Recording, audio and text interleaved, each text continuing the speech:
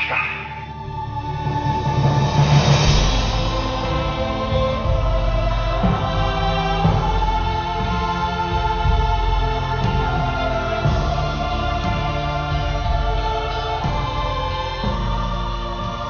내가 살아가는 동안에 할 일이 또 하나. 나는 동화산 같은 존재, 산맥이 없어요.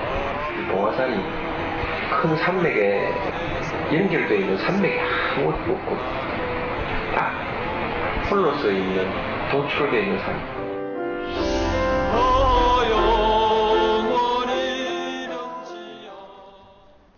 예, 오늘 이야기 함께 나눠주실 분입니다. 마음이 찡하네요. 네, 노무현 대통령 이렇게 직접이 아니고 화면에서 보니까. 고려대학교 경영학과 이필상 교수님, 그리고 명지대학교 정치외교학과 신율 교수님 함께 잘했습니다.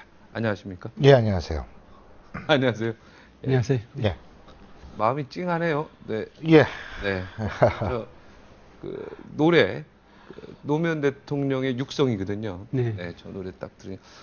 저는 직접 노무현 정부 때 청와대 출입 기자를 했기 때문에 예, 직접 악수도 많이 했고요. 예, 직접 기자회견도 상당히 많이 해서 특히 마음이 좀 애틋합니다. 저는 노무현 전 대통령이 대통령이 되기 전에 네. 제가 진행하는 프로그램에 게스트로 나와서 인터뷰를 네. 하고 대통령이 된 다음에 정치학자 몇 명하고 같이 가서 점심을 먹을 기회가 있었는데 네. 아마 제가 대통령 중에서는 가장 오래 얘기했던 분이 노무현 전 대통령입니다. 그러니까 네. 어떻게 우연치 않게 김대중 전 대통령 때부터 대통령 지금에 이르기까지 인터뷰 때문에도 그렇고 자주에 이렇게 쭉 만나볼 기회가 있었는데 참 그런 면에서 기억이 좀 많이 남네요. 네. 우리 교수님은 노무현 대통령하고 뭐 가진 기억이 있습니까? 예, 그 예선 대비 그 대선 주자 토론회 때 네. 제가 패널이었었는데 네. 그 경제에 대해서 특히 노동 정책에 대해서 질문을 했는데 그때까지 이렇게 준비는 많이 안 되셨더라고요. 그래서 네. 여러 가지 답변을 하셨는데 그 나중에 토론 끝나고 나서 저한테 이렇게 다가오시더니 죄송합니다. 제가 버벅거렸습니다. 그러더라고요. 그래서 아니 그 패널이 질문을 했을 때 네. 나중에 후보자가 그런 일이 없었거든요. 그래서 네.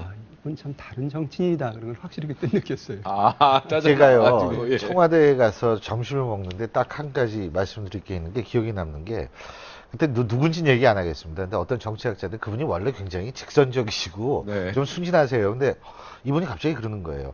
아, 대통령님이 말을 너무 많이 하시니까 장관들이 할 말이 없어지는 거 아니냐. 그래서 저는 야, 이게 좀 사태가 심상치 않게 돌아가는 것 아닌가. 네. 근데 바로 노무현 전 대통령, 그때 당시에 대통령이 하는 말이 뭐냐면, 에이, 자기가 말을 더 많이 하면서 그렇게 바로 받아치는 걸 보고서 저는 그게 굉장히 상징적인 얘기라고 생각을 합니다. 그분은 자신의 직책을 절대로 권위라는 데 기대서 행사하지 않는 분이었다라는 거. 제가 그때 참 그 인상이 많이 남았어요. 네. 일반적인 대통령은 아니었습니다. 네. 보통 이 청와대 출입주간이라고 거기 있으면 대통령이 내려오시면 대통령 내려오는 게 그 전날이나 전전날 며칠 전부터 기자회견 준비하고요. 그다음에 질문할 거 다 뽑고 그랬어요. 노무현 대통령 그냥 내려오세요. 갑자기 그냥 우리 쉬고 있다가 뭐 기사 쓰고 있다 대통령이 오십니다. 그러면 그냥 막 가가지고 그냥 기자실 있는 데부터 그냥 오십니다. 지금은 제가 어떻게 하는지 모르겠는데 이게 완전히 파격적이었어요. 그리고 그냥 기자들 막 그냥 현직 대통령이 악수하고 바로 옆에 있는 아주 조그만 방이 있거든요. 네. 거기 다 모여가지고 대화하듯이 사랑방 대화하듯이 그렇게 인터뷰를 했던 그 기억이 납니다. 거기서 막 그때 밑에 비서관이나 보좌관들은 정말 예리한 질문 좀 하지 마라. 막 갑자기 나오는 거니까 무방비하게 질문을 던지니까 그때 막 엑스파일 사건 터지고 막 이랬을 텐데 상당히 하여튼 그 사전에 준비 없이 그렇게 기자회견했던 생각이 저는 납니다. 제가 참 철이 없었던 게 청와대 가가지고 12시에 들어갔는데 저는 항상 지금도 그렇고 그때도 그렇고 4시부터는 KBS 제가 녹음을 해야 되는데 네. 제가 진행하는 방송에 네. 이게 3시가 돼도 갈 생각을 그러니까 굉장히 대화를 하길 좋아하시는 거예요. 네. 정치학자들하고. 그래서 제가 그랬다니까요. 전 지금 가봐야 되는데요. 이렇게 어이구 시간이 이렇게 된지 몰랐다고 얘기를 할 정도로 제가 볼 때는 상당히 고민할 줄 아는 대통령이었었다는 생각이 듭니다. 네, 이제 추억 얘기는 여기서 정리하고요. 네. 좀 우리 평론가 뭐 교수님들 나오셨고 그랬으니까 여기서 좀 객관적으로 정치인 노무현이 정말 어떤 평가를 받아야 되는지 좀 객관적으로 좀 먼저 좀 이야기를 해야 될 것 같아요. 그리고 그 다음 질문으로 미리 얘기하면 기억 다 못하니까 그거 못해요? 예, 하나씩 그 얘기부터 합시다. 할까요? 예. 참 50 청문회 스타였던 노무현 대통령. 정치인으로서의 노무현은 어떻게 평가를 내리겠습니까? 제가 볼 때에는 일단 대통령이 되기 전부터 일정한 방향성을 가지고 있었다라는 것이 좀 굉장히 중요하다고 생각합니다. 이 방향성을 가진 정치인이 우리나라에 흔하지가 않습니다. 그런데 노무현 전 대통령은 뚜렷한 방향성을 가지고 계속 일관되게 한 부분이 분명히 있습니다. 우리나라 최초로 지역구도를 타파하기 위해서 깨질 줄 알면서도 부산에 가서 정말 머리 깨지고 다시 돌아와서 다시 도전하는 모습. 두 번째는 3당 합당이라는 것을 야합으로 몰아치면서도 꼬마 민주당을 지켰다라는 그런 모습. 이 있습니다 그랬잖아요. 3당 예. 합당시. 그러니까 그게 청문회 때부터 계속 이어지는 그런 모습. 그리고 또 한 가지는 그것이 가능했던 것이 아까도 제가 잠깐 말씀드렸지만 뚜렷한 문제의식이 있었고 그 문제의식에 대해서 고민할 줄 아는 대통령이었다는 거죠.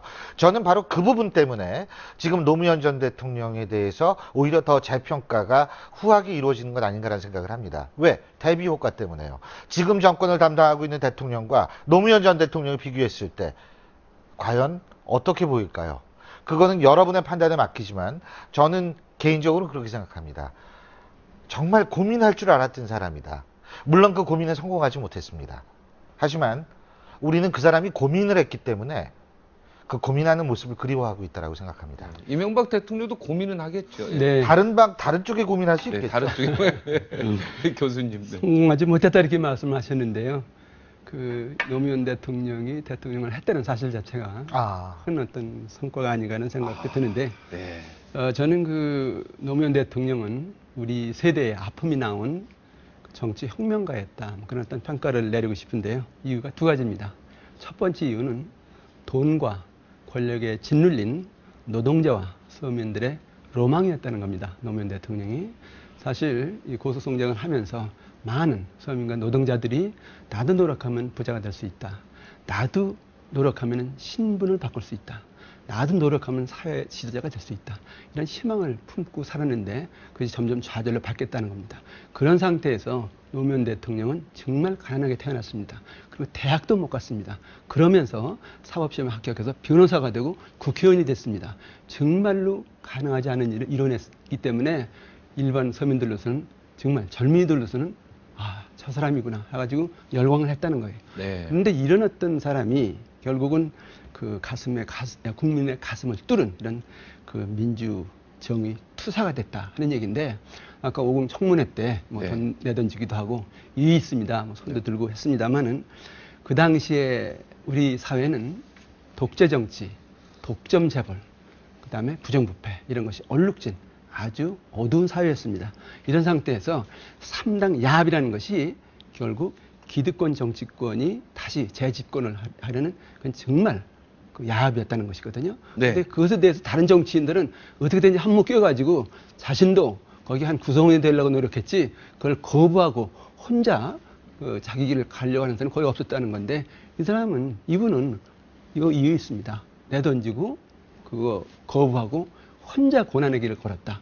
그러고 나서 나중에 대통령이 돼서 정말 세상을 바꾸는 노력을 했다. 이렇게 보면은 틀림없는 정치 혁명가였다. 이런 원칙, 소신. 저는 여기다 용기가 있다고 생각합니다. 맞습니다. 이분은 용기가 있었어요. 끝까지 용기 있었어요. 끝까지. 네.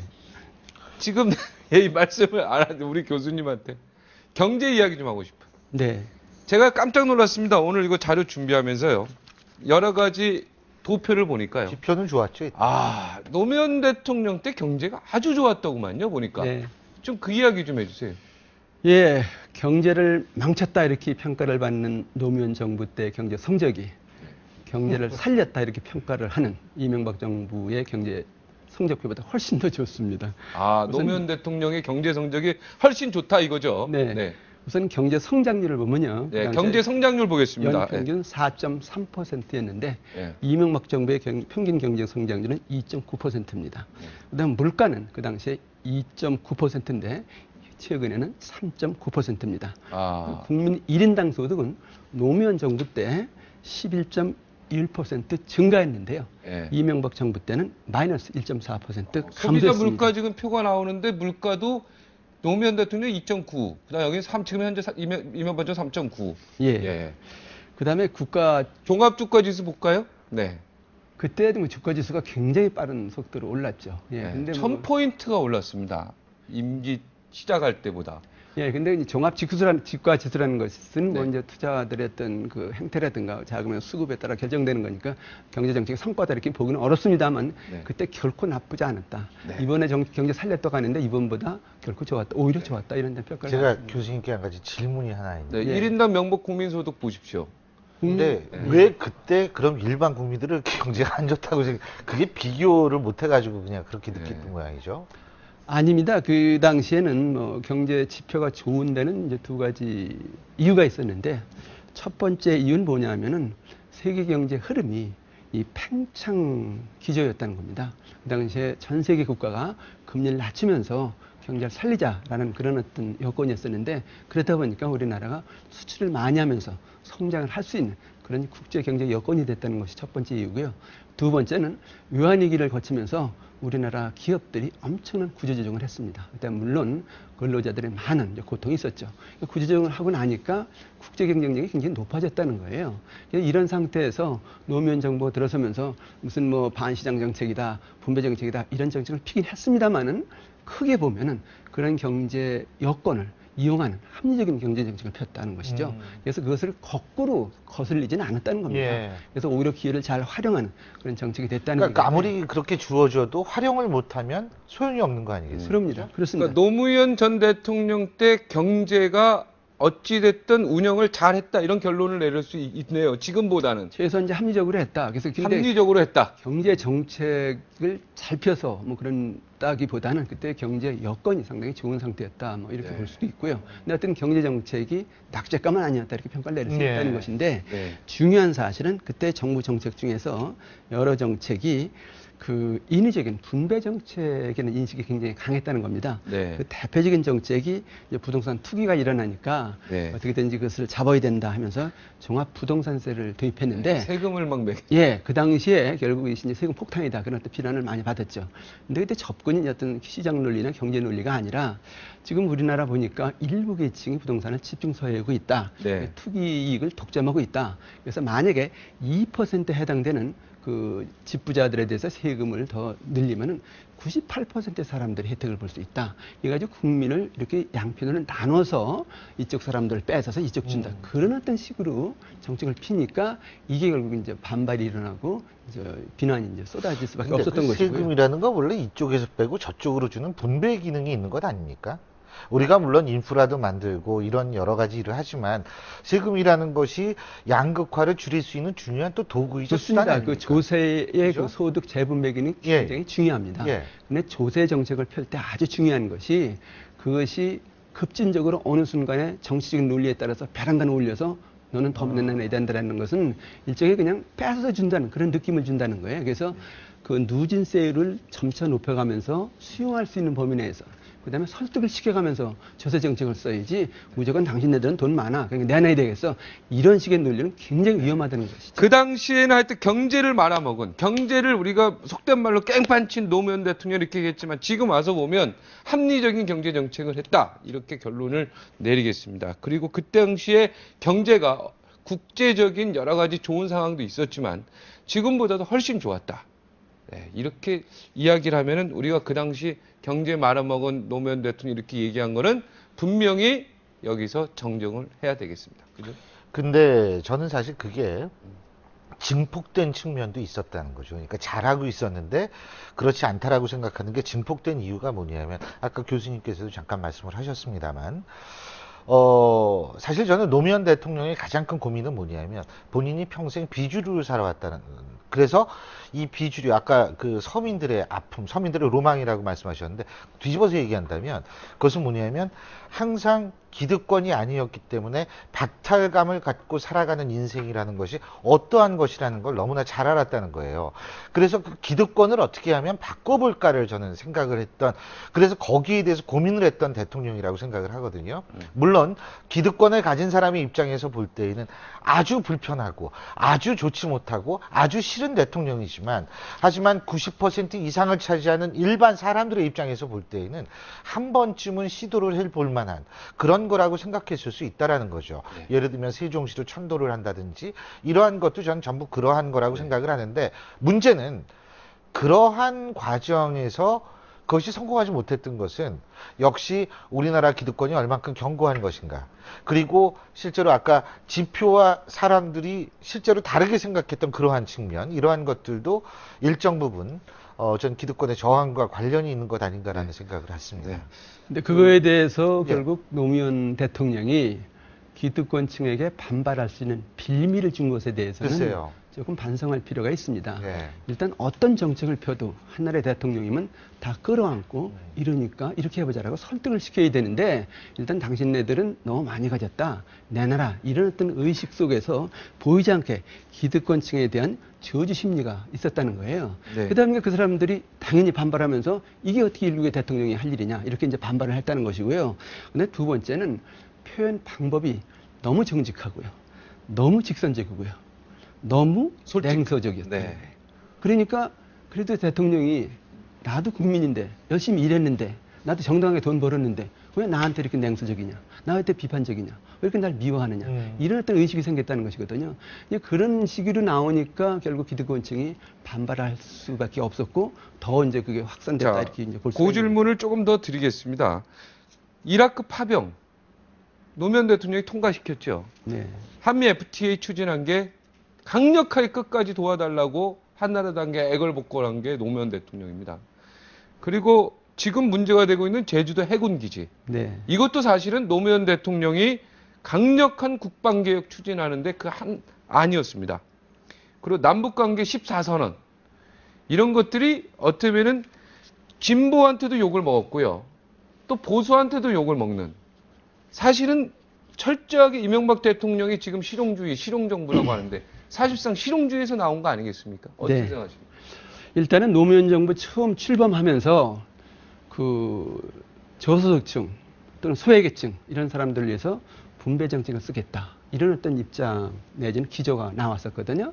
그러면서 이제 무슨 뭐 부동산 투기 잡는다 하면서 결국 이제 저 부자들에 대한 어떤 세금을 많이 이제 부과하고요.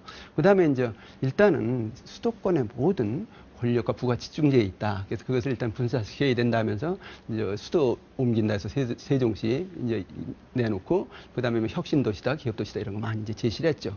근데 이것은 좋은 의미에서 보면은 개혁이고, 기득권을 어떻게 보면은 이제 이 서민들에게 더 기회를 주면서 기득권을 이제 억제하는 그런 또 좋은 정책인데, 기득권 입장에서 보면은 완전히 우리에 대한 공격이다, 이렇게 이제 받아들일 수밖에 없었다는 것이죠. 네.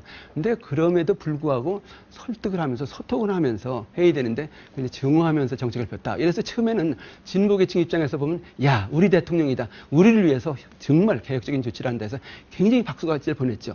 근데 두 번째 단계 가다 보니까 이게 국익 차원에서 이 한미 FTA 해야 되겠다, 이렇게 파병 해야 되겠다, 근데 남북 관계 좀 실용적으로 나가야 되겠다, 그래서 정책을 어쩔 수 없이 이제 바꾼 건데, 그러다 보니까 이제 보수층 입장에서 보면 우리한테 뭘 우리의 취향에 맞는 정책을 펴는 것 같기도 한데, 네. 거기서 진보가 이제 어떻게 보면 저 사람은 우리 대통령이지 않는데 돌아섰네, 네. 이러면서 이제 결국 이제 앞서서는 보수층이 등을 돌리고 이제 뒤에 가서는 진보층이 등을 돌리면서 양쪽에 다 결국 이제 이 등을 돌리는 그런 이제 현상이 생긴 것이죠. 노무현 대통령이 세상을 떠난 게 어떻게 보면 진보가 등을 돌렸기 때문 아니겠어요? 지금 현재 민주당에서 노무현을 전 그렇게 생각 안 네. 합니다. 사실 진보가 등을 돌렸기 때문이 아니고, 아까도 네. 말씀드렸습니다만 이 기득권에 저항을 하려고 했는데, 그 방법이 옳았든 틀렸든 우리 그 얘기는 네. 차차고서 그렇게 하려고 했는데 사실은 그게 이루어지지 못하고, 결국은 기득권이라는 게 뭡니까? 힘이 있고 돈이 있고 이런 사람들을 우린 기득권이라고 부르거든요. 네. 결국은 거기에 역공에 말렸다라고밖에 저는 보지 않습니다. 그럼 진보가 등을 돌리지 않았다면 그 역공을 잘 막을 수 있을까요? 그러면은 우리는 그들을 진보라고 부르지 않습니다. 네. 저는 그런 측면에서 실제로 결국은 그런 이유에서 저는 세상을 등질 수밖에 없었지 않을까라는 생각이 드는데 사실 뭐 국익이라는 차원에서 이라크 파병을 선택했는지 저는 모르겠습니다. 그 선택이 지금 잘한 것인지는 아직도 저는 의문으로 생각하고 있는 사람이기 때문에 그 부분에 있어서는 저는 좀 다른 판단은 유보하고요. 하지만 어쨌든 그런 고민을 했다라는 사실은 전 지금도 분명히 알고 지금 그 아니, 그러니까 민주 네. 노무현 대통령 입장에서 그것이 정말 옳고 그르냐는 나중에 평가해 예, 주겠지만은 최소한 그 당시에 노무현 대통령이 정말 그 진보층의 반대를 무릅쓰고 파병을 결정하고 FTA를 결정했다 하는 얘기는 국익을 위해서 결정했다는 얘기예요. 노무현 대통령 그럴 수 입장에서 있겠죠. 예. 그거에 대해서 진보들이 이해를 안 해주고 오히려 반대를 극렬히 했다는 겁니다. 그러니까 상당히 이제 네, 연장되는 이야기인데 지금 현재 민주통합당에도요. 제가 실명을 거론하지 않겠지만은 노무현 대통령하고 친했다가 친노였다가 원거리를 유지하고 거꾸로 노무현 대통령을 비판했던 분들이 지금은 이제 와서 내가 친노다 이렇게 얘기하는 참 볼상사납고 참 의리 없어 보이는 그런 분들이 있잖아요. 그죠? 많죠. 네, 친노 마케팅인데 그것은 네. 이제 사실 그 누군가 그런 얘기를 했더라고요. 우리 사회는 죽어서야 영웅이 되는 사회다라는 표현을 김병준 교수께서 하셨거든요. 네, 네. 그런 얘기를 했는데 어쨌든 지금 노무현 전 대통령이 새롭게 조명이 되고 너무나 대비 효과, 지금 이명박 대통령과의 대비 효과 때문에 굉장히 국민들이 그리워하는 경향이 나타나고 이러니까 이제 노무현 마케팅을 사실 한다. 이렇게 보는 거죠. 근데 사실 노무현 전 대통령을 끝까지 지켜왔던 사람들의 입장에서 볼 때는 굉장히 좀 황당할 겁니다. 네. 그리고 노무현 대통령과 어느 때보다도 거리를 두려고 했고 이런 것들. 근데 저는 뭐 어떤 이유에서든 간에 노무현 전 대통령이 추구했던 탈권위라는 것, 그리고 기득권을 바꾸려고 했던 노력 같은 것들은 저는 그것이 한순간에 바꿔질 수는 없는 거기 때문에 앞으로도 계속 노력은 있어야 된다라고 생각합니다. 왜 그러냐면 없는 사람은 항상 없이 살아야 되고 힘없는 사람은 항상 힘없이 살아야 되는 것은 아니지 않습니까? 쉽게 얘기한다면 노력한 만큼 위치가 바뀔 수 있는 사회. 그런 사회는 최소한도 돼야 되는 것 아닌가. 그것이 건전한 자본주의가 아닌가라는 생각이 드는데 과연 지금 우리가 살고 있는 2012년 5월의 사회가 그런 사회인지는 전 되묻지 않을 수 없고요. 바로 거기에 저는 노무현 전 대통령을 그리워하는 그리움이 싹트고 있다라고 저는 생각합니다. 교육제도 좀 바꿨어요. 교육제도도. 우리는 열심히 공부하면 옛날에는 그냥 대학 좋은 데 갈 수 있었는데 맞습니다. 지금은 스펙트럼을 만들어야 된다고 뭐 스펙을 만들어야 된다고 해가지고요. 진짜 있는 사람들만 좋은 대학을 갈 수 있게끔 이 저기를 만든 게 우리는 진짜 어쩌면 시골에서 노무현 대통령 산속에서 열심히 공부해서 학력고사 만점 받고 그러면 헐겁다. 지금은 그게 안 되니까. 교수님도 계시지만 그 얘기하니까 제가 한마디만 꼭 네. 하겠습니다. 지금 입학사정관제 하잖아요. 그 이주호 장관께서 각 대학에서 입학사정관제가 도대체 어떤 식으로 돌아가는지 제대로 사태 파악하고 있는지 전 그게 궁금해요. 네, 아유, 그 얘기 가지고 다음에 한번 더 하시죠. 자, 노무현 대통령 최고의 업적은 뭐예요? 지금 뭐, 아까 잠깐 뭐 화면에도 잠깐 나왔지만 이쯤 되면 막 하자는 거죠 하면서 탈권위를 외치지 않았습니까? 네. 결국은 탈권위 때문에 이명박 대통령이 부메랑이 돼서 다시 공경에 처했는데요. 이 부분에 대해서도 좀 한 말씀. 예, 그 참 권위주의를 없애기 위해서 살신성인을 한 대통령이다 이렇게 저는 생각이 드는데요. 그런 면에서 그 검찰과의 대화 그것이 가장 아마 기억에 남죠. 기억에 남는 일이 아닌가 생각이 듭니다. 사실 검찰하면은 권력의 수호자로서 역할을 많이 한 건 사실이거든요. 그래서 누가 집권을 하든 간에 일단은 검찰을 앞세워서 자기 권력을 유지하는 그런 수단으로 많이 이용한 건 사실 아닙니까? 네. 이제 그런데 그런 검찰과의 대화에서 개혁하겠다 이렇게 나오면서 막 저항하니까 뭐 막가자는 겁니까? 여기까지 갔다는 것이거든요. 네. 그러면서 어떻게든지 이제 검찰을 바꿔보고 권위주의를 없애고 정말 사람들이 그 사람답게 사는 그런 세상을 만들려고 애를 많이 썼다 이런 얘기인데 근데 이제 아이러니하게도 문제는 나중에 그 검찰에 의해서 결국은 조사를 받고 네. 그 수사 압박에 이겨서 결국 네. 스스로 자기의 길을 택했다라고 친다면은 정치가 이렇게 잔인한 건가? 그런 역사 기운을 또한 아주 깊이 남겨놓은 그런 어떤 대통령이다. 그런 정치가 잔인도 하고 참 치사하고 네. 예? 앞과 뒤가 다르고 그죠? 자기한테 유리한 쪽으로만 모든 걸 해석하고 거기에 줄을 대야 되는. 근데 그런 정치 그런 왜 게- 이렇게 모두 하려고 그러죠? 예? 네. 하고 싶어 하는 사람 많잖아요. 네. 자, 마지막 정리하겠습니다. 노무현 대통령이 남긴 것 중에 뭐 이야기가 많이 나왔지만 예. 우리가 꼭 기억하고 우리가 좀 본받아야 될 그런 업적이 있으면은 네, 오늘 서거 3주년이니까 좋은 얘기만 좀 해주셨으면 그럼요. 좋겠습니다. 저는 마지막 질문. 일단 노무현 정신이라는 것이 뭐 다른 거는 없다고 봅니다. 일관성과 방향성이 있는 정치인이 되어야 한다는 것. 그리고 그 일관성과 방향성이 아까도 말씀드렸지만 뿌리 깊은 자신의 경험에서 나오건 뭐하든 고민에서 나오는 그런 문제의식이어야 한다는 것. 그리고 그 문제의식을 해결하기 위해서 성공을 못하더라도 몸으로 부딪힐 수 있는 용기가 있다는 것. 저는 그러한 것들이라고 봅니다. 그리고 물론 탈권위, 저는 사실 우리 사회가 앞으로만 가는 줄 알았어요. 네. 근데 이명박 정권 들어서 이게 뒤로도 가는구나라는 거를 전 느꼈거든요. 네. 탈권이라는 것이 다시 권위라는 것으로 가려지고요. 그리고 예를 들면 국민들의 어떤 외치고 싶은 때 외치는 그런 자유도 저는 상당히 위축됐다라고 보거든요. 그러니까 아마 노무현 대통령을, 전 대통령을 더 그리워하고 추모하는 분위기가 나서는 것 아닌가. 그래서 전 그러한 것들이 어렵지 않다고 봅니다. 반드시 다시 회복이 네. 돼야겠죠. 네.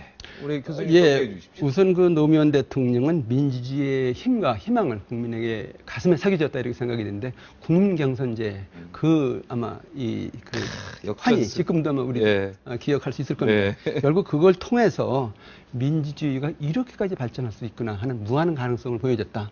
대단한 실적이다 이렇게 생각이 들고요. 네. 또 하나는 서민들과 함께 눈물을 흘린 가장 인간적인 대통령이었다. 그래서 이 세상이 돈과 권력이 지배하는 것이 아니라 정말 사람이 사는 세상을 만든다. 이런 정치를 했다는 것이거든요. 얼마만큼 성과가 있었는가 지금 나중에 판단해 봐야 되겠지만 적어도 그런 정치를 노력했다. 그리고 뭔가 보여줬다라는 차원에서 보면은 우리 역사가, 우리 정치가 그걸 배워야 될 아주 깊은 교훈이 아닌가 이런 생각이 듭니다. 진실의 눈물의 정치, 진실의 정치. 네, 이렇게 정리하겠습니다. 오늘 나와주셔서 대단히 고맙습니다. 네, 고맙습니다.